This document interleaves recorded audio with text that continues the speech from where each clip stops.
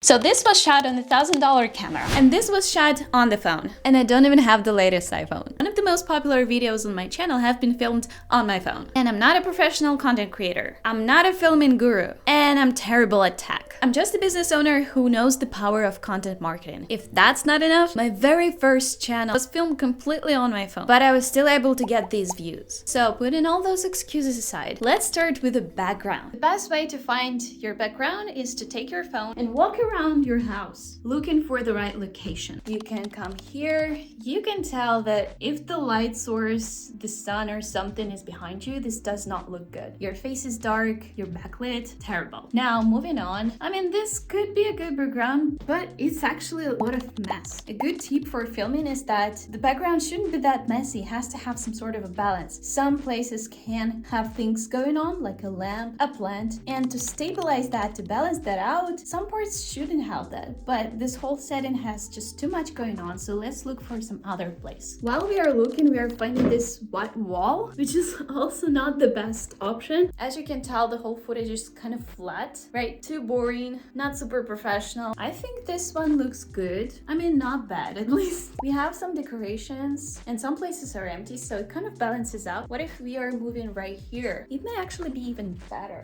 And now we are back to the place where I'm actually filming. Yeah, better, right? You can go to some other place. This is actually a mess. Pro tip, don't film with a mess in the background. This is not good. Oh, that one is not bad, but it's still backlit. Maybe if I have some light source in front, that would be nice because it shows the depth of the room and it kind of looks good. Also, it's always a nice idea to include your cat in a frame. Who doesn't like cats? Another thing to address here is branding. Like, how do you want to be perceived? If you're selling some B2B product, I wouldn't suggest to be too scrupulous about your background. Just film like Ben Heath, for example. It's very simple, professional, not super stylistically overloaded background, and it looks really good as for his product. But if you're doing some B2C money coaching, like business coach and stuff like this, you need to show some success in some sort of ways, whether it's white walls, maybe the Dubai view behind you like William Brown does, or for example, Leila Hormozi. She wants to translate that premium, excellent look. So all her content screams excellence. And if this is the vibe you're going for, this is branding that you want to establish for yourself, go for it too. But I should say, don't worry about branding when you just start. Just find something neat and simple like this and start creating. Now, this whole thing I've been filming for my front camera, but this is actually a mistake. Please do not record on your front camera for two simple reasons. First of all, if you're recording on your front camera, you're looking at yourself most of the time, and it really prevents you from creating that connection with a person by looking at them, not yourself. And the second reason is that back cameras on phones, they're simply better, higher quality. So if you want higher quality footage, the best and simplest thing that you can do is to film on your back camera on your phone. Now you need to position yourself correctly in your camera, and that's actually super easy to do. So just when you're talking with a person, you don't really want to harass them with how close you are, right? You don't really communicate that close to somebody who you're talking to. Also, it's very weird if you would be so far that you have to yell at somebody in order to speak with them. So a good rule when it comes to positioning yourself in the frame is the rule of thirds. So you're basically dividing your screen into three parts, horizontally and vertically, or vice versa, you get the point. And when you see that top line, your eyes should be exactly on this line. It could be a little bit to the right, a little bit to the left. It could be in the center, but the most important thing is that your eyes are crossing that upper line. Don't be too scrupulous about that. You just have to give the general feel that your eyes are on top of the screen, but not so close that your forehead is kind of cut from the frame. Alright? Also, you don't want to film too close to the wall. If that's possible, distance yourself from the background. This way you can create this beautiful blur that is now available on most phones. The farther you are from the background, the better the blur. But actually, if you just have white wall and nothing else, I would suggest you just go for it. One of my clients has just this white wall that she can film with, and we were still able to make this a feature, not a bug, by adding some stuff on the wall so that it looks professional and kind of interesting. And lastly, if avoid crooked horizon. Crooked horizon can annoy even the most calmest of the calmest people. In this setup, I'm actually in the corner kind of, so it's not very visible. But if you're filming parallelly to the wall behind you, make sure your ceiling boards are straight and not crooked. But actually this can be fixed on post if you have a good editor. Actually, they need to understand themselves that they should do this. But anyways, this is possible to fix if something went wrong. Now, lighting. Bad lighting can ruin even the best and most valuable video. It is still possible to perceive the value you're providing, but it just looks so cheap. And people will immediately sense that you're kind of broke, or maybe your products are not that quality because the thing that you're putting online is dark and noisy. You know, I would still post it even with bad lighting if something went wrong in filming, but it's just really good manner and screams quality if you take care of your lighting. And the good news, it doesn't have to be too hard. You can actually face the sun. I love the natural look of the soft sunlight. Oh, where's the sun? Yeah, that's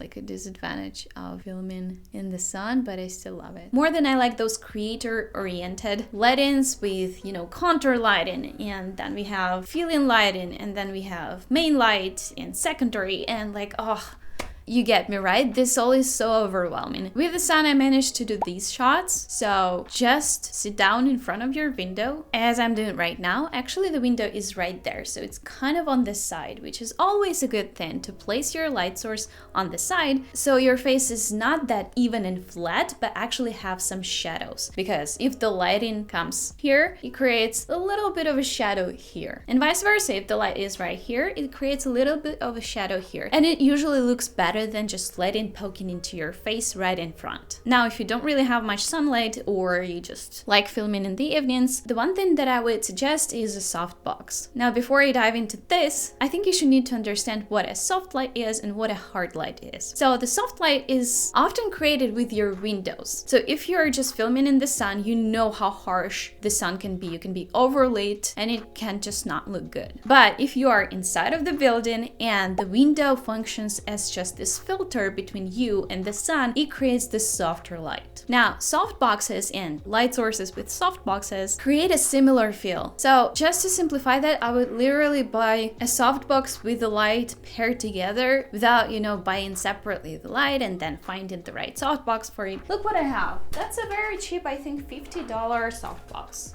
Let me show it to you. Hopefully you can see that. And I really like to use this when I want to film in the evening, and it's so easy to use. It has a remote control. Remote control just controls the harshness of the light as well as the warmth. But you just plug it in and it works. So simple, and I like everything that makes filming easy for me and reduces friction. But unfortunately, no one will still watch you if you have bad sound. Look, I myself don't yet have a microphone for my phone, but I found for you some options that have really good views. I will link them in the description so you can find it easily. So the first one is Rode Wireless Micro. Actually, Rode is the one that I'm using for my camera, and I think the quality is really good, so highly recommend. Another option is Holy Land Lark M2 Wireless Lavalier Microphone. Dude, could you find a shorter title? Then Boya Mini Wireless Lavalier Microphone. I've seen it was recommended by some large creators, the last one, the Boya Mini, so you can just pick one and buy without digging much into the tech aspect of it. But actually, if you want to film today, you can, because iPhones actually have nice microphones in them. Of course, the closer you are to the camera, the better the sound will be, but if you even have to film at this distance, within like a meter and a half, you can use Adobe Podcast to fix your audio. Right now, it's offering 30 minutes max duration, up to 500 megabytes, 1 hour max per day of your audio enhancement for free. So here's an example before Adobe Podcast, and here's an example after Adobe Podcast enhancement. The way I use this is I'm using my laptop because I often have scripts there. As to why I didn't buy one of those microphones, actually I should, but I'm just used to filming with my laptop beside me, so I actually have a directional microphone that's usually a better quality than lavalier microphone, the ones that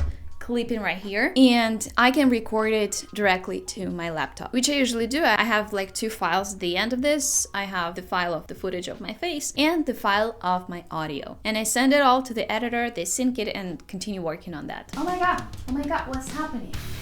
I cannot film like this. You see how it's uncomfortable if your iPhone is not stabilized? Yeah, it can be really annoying to see how people are filming just like this without a proper stabilization. So if you're filming educational professional videos, I do recommend you buying a tripod. Look, the other day I was in a hotel during my vacation and I was like, this is so pretty. I'm so pretty today, so why not film? What I did was I went to a cafe. I'm not sure I was allowed to go there. Anyways, I went there and I just leaned my phone on a lamp on another table. Or maybe it was tissue holder or something like this. And I sat on the other table and I was filming like this. So even if you don't have a tripod currently, you can lean your phone onto a stack of books or any objects that you have at home. But for long-term filming, which I usually recommend, it is really worth to buy a tripod. I have right now that's called Ulenzi. That's quite sturdy. I really like it. I will link a couple of tripods down there in the description. The main thing is that it has to be sturdy. It has to last you for a long time and it has to be made of good material so it doesn't just fall over. And only after we figured out background, our lighting, our microphone, only now we are moving to the actual phone settings. So I'm gonna tell you how I'm filming. I usually film in 4K. The main reason for that is if I want to cut the frame,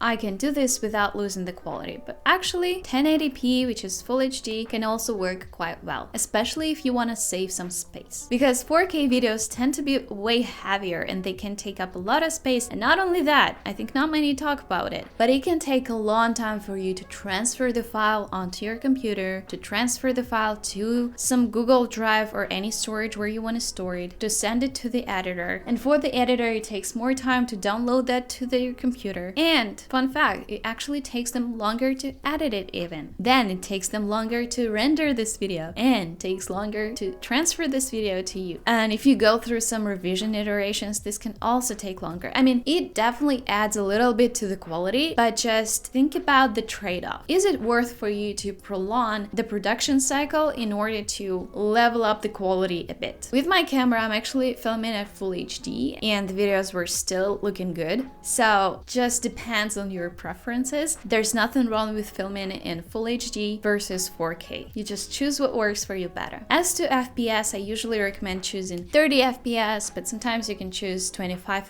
FPS if you're filming just a talking head. So both of these work, like 25, 30 FPS. And here's the crucial part that I see so many people fuck up, and I sometimes receive videos from clients that are completely messed up because of this one feature, HDR. Go to your iPhone settings and turn off HDR. This can mess up with the color scheme of your video a ton, and it is very hard to fix, even with the best color grading tools that we have right now in the market. So do that. And actually there's a big question whether or not you should film on cinematic mode. If you ask my opinion, I do think that cinematic look looks better because of this blurred background, but here are two options that you may want to compare. Choose the one that you like the most, but I see for some reason blurred background is something that everybody's sucker off. And here's something funny. When I was filming at that hotel, I actually messed up the whole footage because of the one mistake. I don't really know what I keep making it. Like, I've been creating content for quite a while, and at some point I need to learn this. But you must record 30 to 60 second clip before you actually sit down and film the whole video. That time in the hotel, I just didn't do this because I was really worried that I'm not allowed to film that. And guess what? Turns out I've been filming all 27 minutes of the footage with my package on the chair. That looked terrible.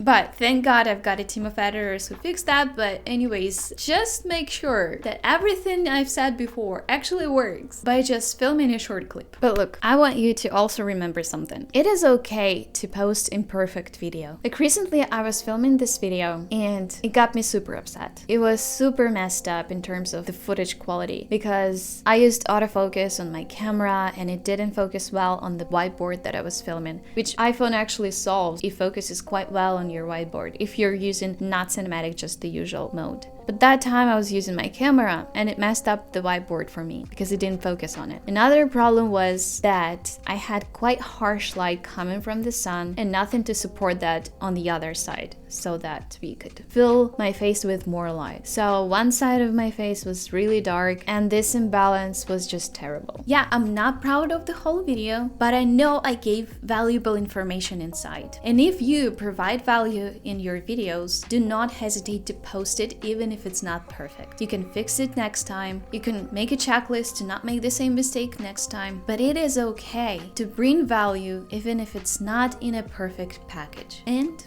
I posted this video anyways. It's about how YouTube is on easy mode for businesses right now, and you can watch it right here.